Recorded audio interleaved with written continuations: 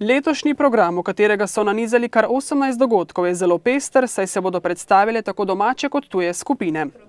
Naj izpostavim na primer predstavo Imaga Slovenije, to bo zbor moški Harvard Dean and Tonics iz ZDA, potem naši sosedi iz Hrvaške se bodo predstavili s folkloro, morda še predstavi Vizovičarja Foter in Violete Tomič Kurba.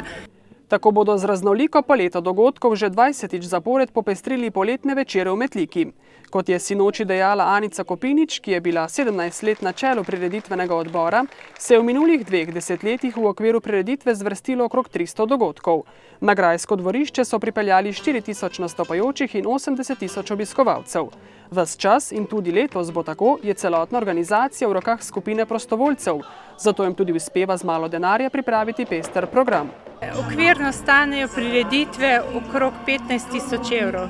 Od tega 40% da občina, ostalo pa sponzorji in donatorji. Vstopnino nismo pretiravali, dosti prireditev je tudi brezplačnih, tako da računamo na velik obisk, ker samo z obiskovalci bodo naše prireditve resnično zaživele. Zaradi nogometnega večera je bilo sinoči malo manj obiskovalcev, a gotovo bo drugače že jutri zvečer, ko bo na grajskem dvorišču koncert metliških godbenikov in v soboto, ko se bo predstavila gledališka skupina Maske gimnazije Črnomelj s predstavo Kog ti men zdaj dol visiš.